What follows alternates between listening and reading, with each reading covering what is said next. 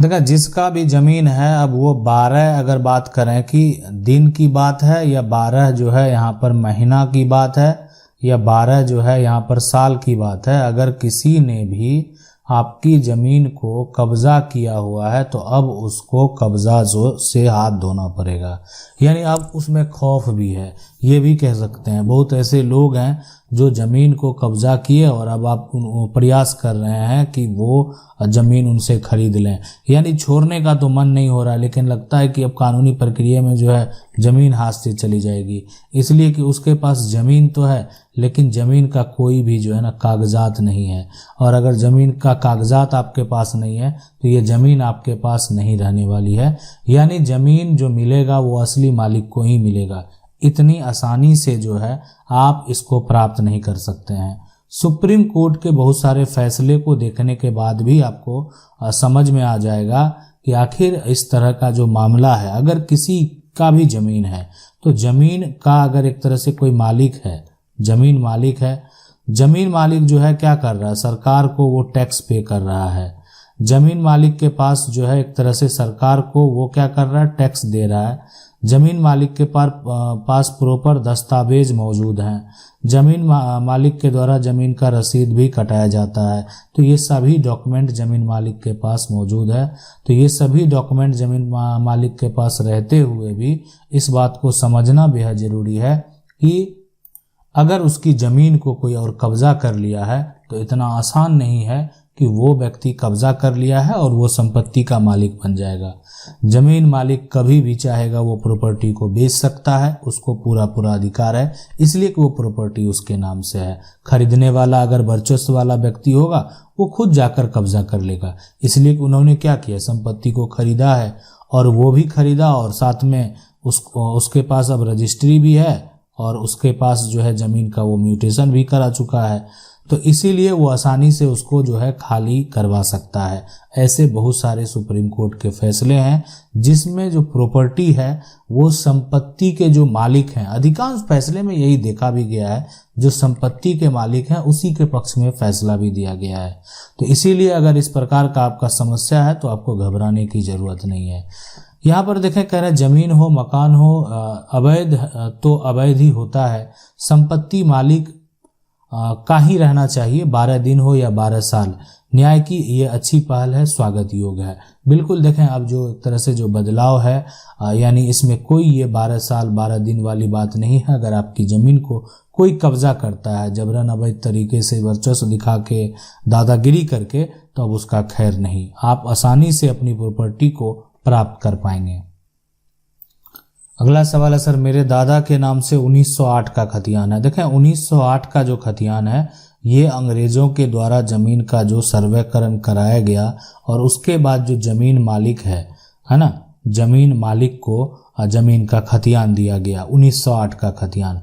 और ये जो 1908 का खतियान है उसके बाद जो है राज्य सरकार एक तरह से जो है, यानी देश आज़ाद होने के बाद राज्य सरकार के द्वारा भी ज़मीन का सर्वे कराया गया और उसके बाद भी उसी के आधार पर जो नए खतियान जो है राज्य सरकार के द्वारा भी दिया गया।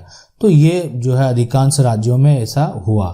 तो अब यहाँ पर समझने वाली बात है कि अगर जो राज्य सरकार का सर्वे है, मान लेते हैं अगर 1958 में हुआ या 1964 में हुआ, जब भी हुआ, तो अगर ये दूसरे के नाम से खतियान बन गया है तो क्या करना चाहिए। तो देखें, पुराना जो आपके पास खतियान है उसके आधार पर आपका अपना टाइटल का दावा करेंगे और वो भी सिविल कोर्ट में। इसके अलावा आपके पास अभी फ़िलहाल कोई विकल्प नहीं है इस मामले को लेकर, इसलिए कि देखें सरकार के द्वारा सुधारने का मौका दिया गया था, लेकिन हो सकता है वहाँ पर जानकारी के अभाव में अभी आप आसानी से अपना डिटेल ऑनलाइन चेक कर पाते हैं। पहले लोगों को दफ्तर का चक्कर काटना पड़ता था, सही से वो नहीं देख पाते होंगे। तो अगर उनको वो प्रॉपर जानकारी ही नहीं थी कि मेरा ज़मीन किसके नाम से हो गया है, तो ये जो समस्या था, ये जब बाद में पता चला तो धीरे धीरे ये सुधार वाला प्रक्रिया जो है ख़त्म हो चुका था। यानी अब सुधार कहाँ से होगा, तो सिविल कोर्ट से होगा, तो फिर सिविल कोर्ट जाना पड़ेगा, यानी सिविल कोर्ट में केस फाइल करनी पड़ेगी, लेकिन आप आसानी से इसको जो है सुधार करवा पाएंगे। लेकिन इसके लिए आपको पुराना दस्तावेज का प्रूफ जो है सबूत के तौर पर दिखाने होंगे, यानी उसका जो ओरिजिनल डॉक्यूमेंट है वो जमा करने होंगे। अगला सवाल है सर, एक वीडियो बनाएं कि पुराने ज़माने में रैयत में जो ज़मीन की परंपरा गरीब आदमी को चल रहा था, ज़मींदार लोग गरीब आदमी को बसाते थे। देखिए बिल्कुल सही बात है, और इस पर एक हम डिटेल वीडियो ज़रूर बताएंगे आपको कि आखिर इस समस्या का जो हल है वो क्या सब हो सकता है। और यहाँ पर भी हम आपको ज़रूर गाइड कर देंगे कि दूसरा बंदा उसके सामने ज़मीन लिया, अब वो ज़मीन पर अपना हक जमा रहा है। 80 साल से ज़मीन हम लोग के कब्जे में, हमारा परदादा को ही मिला था। तो ऐसी अगर समस्या है कि मान लेते हैं जो ज़मीन है, ज़मीन पर किसी का जो यहाँ पर जो है कब्जा है और ये पूर्वज के समय से है, यानी पूर्वज ने उनको जीवन यापन बसने के लिए दिया, लेकिन इनके पास कागजात नहीं है। तो इनके पास विकल्प ये है कि अगर उनके साथ कोई गलत करता है, धोखा करता है, या उनको डर है कि हो सकता है ये ज़मीन को बेच दिया जाए, ठीक है, तो उस केस में आप खुद अपना दावा जो है कोर्ट से कर सकते हैं, ठीक है, कोर्ट में कर सकते हैं, केस फाइल कर सकते हैं। इसलिए ऐसा कर सकते हैं आप कि अगर ये ज़मीन जो है उस पर आप खेती करते हैं तो ऐसा हो सकता है कि वो व्यक्ति बेच दे, लेकिन अगर इस ज़मीन पर आप रहते हैं तो ये इतना आसान नहीं है कि वो प्रॉपर्टी बेच देगा। अगर कोई खरीदने वाला जल्द में तैयार नहीं होगा, इसलिए कोई खरीदेगा और उस पर आप रहते हैं तो उसको हटाना इतना आसान नहीं है। तो इसीलिए अगर आप इस समस्या से जूझ रहे हैं तो आपके लिए बेहतर विकल्प क्या होगा?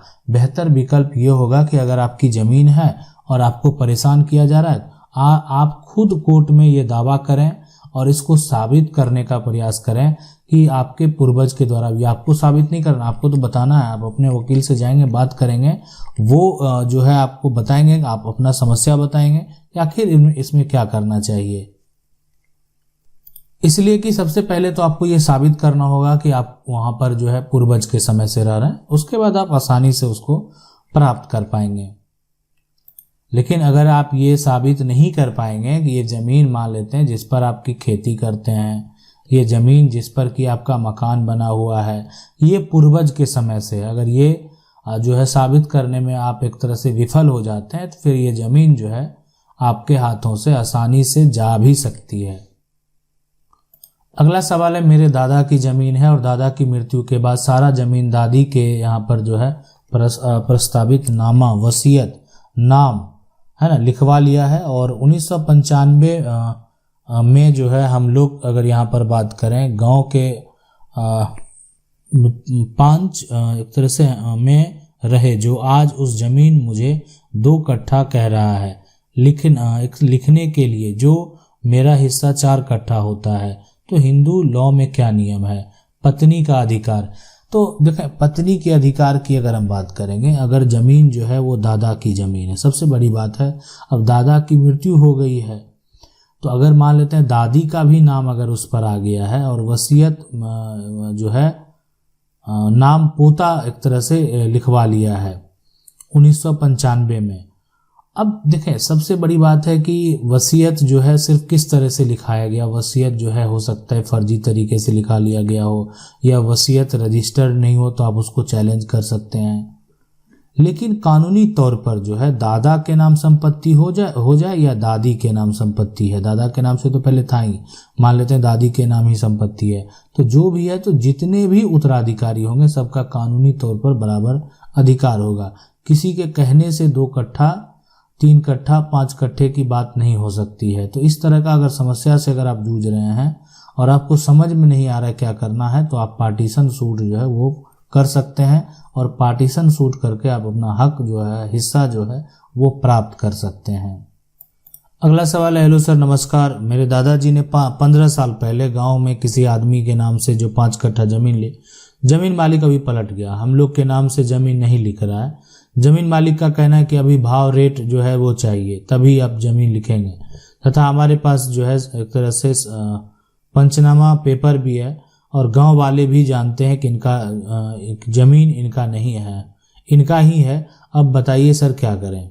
देखें, मैं आपको जो है सर जो है कब से सवाल पूछ रहा हूँ, बिल्कुल देखें आज आपका एक तरह से जवाब आ गया है और हम जवाब देंगे। देखें, ये ज़मीन है और इस ज़मीन को मान लेते हैं 15 साल पहले खरीदा गया। अब इस ज़मीन को खरीदा गया, क्या इसमें किसी प्रकार का कोई भी कॉन्ट्रैक्ट था, एग्रीमेंट बनाया गया था? नहीं बनाया गया, सिर्फ क्या किया, पैसा दिया गया। तो आज अभी जमीन मालिक अगर मुकर गया है तो आप उसके साथ क्या कर सकते हैं? वो बोलेगा कि हम नहीं बेचे हैं, मेरा अवैध कब्जा है, क्या कर लेंगे उनका? कुछ नहीं कर लेंगे। तो यहाँ पर जो है समझदारी यही है, समझने वाली बात है कि इस तरह का केस आप इतनी आसानी से नहीं जीत सकते हैं, कि इसलिए कि कोई जमीन मालिक है और जमीन मालिक के बीच में, आज जब जमीन खरीदने से पहले हम बोलते हैं कि नहीं आप एग्रीमेंट बनवा लें, और एग्रीमेंट जमीन मालिक से बनवा लें। इसलिए जो जमीन बेच रहा है, जिसको आप पैसा दे रहे हैं, जमीन का एग्रीमेंट तो वही करेगा। वो एग्रीमेंट जो है आपके, सबसे पहला बात है आपके और जो है जमीन मालिक के बीच में होना चाहिए, है ना। जमीन मालिक जो है, मालिक के बीच में यहाँ पर वो एग्रीमेंट होना चाहिए। तो ये जो है, यानी आपका जो एग्रीमेंट ये तैयार हुआ है, तो इसमें क्या होता है कि बाद में आप दावा कर सकते हैं। लेकिन यहाँ पर आपका किसी प्रकार का कोई भी एग्रीमेंट नहीं है। तो मान लेते हैं 15 साल हो गया इस बात को, अब आपने पैसा दिया, अब वो मुकर गया है, तो प्रयास जो है करना, सबसे पहले कब्जा तो आपका एक तरह से बरकरार ही है।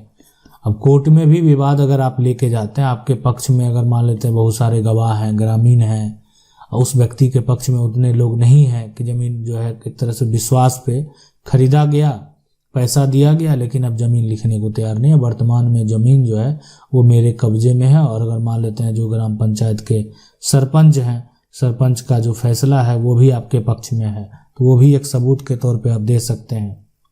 तो इस तरह का जो समस्या है, तो इसमें आपको पहला प्रयास ये करना है कि जो असहमति बनाकर अगर मान लेते हैं थोड़ा पैसा खर्च भी हो रहा है, तो आप ज़मीन को अपने अंडर ले लें। इसलिए ये सबसे बड़ी गलती होती है। आपने अगर पैसा दिया तो आपको वो ज़मीन खरीद लेना चाहिए और ज़मीन की रजिस्ट्री करा लेना चाहिए। अब ठीक है, अब ये गलती तो हो ही चुकी है, ये तो समझते भी हैं कि ऐसा करना चाहिए, लेकिन अगर नहीं हो पाया है तो वर्तमान में आपको पहला प्रयास तो ये करना चाहिए।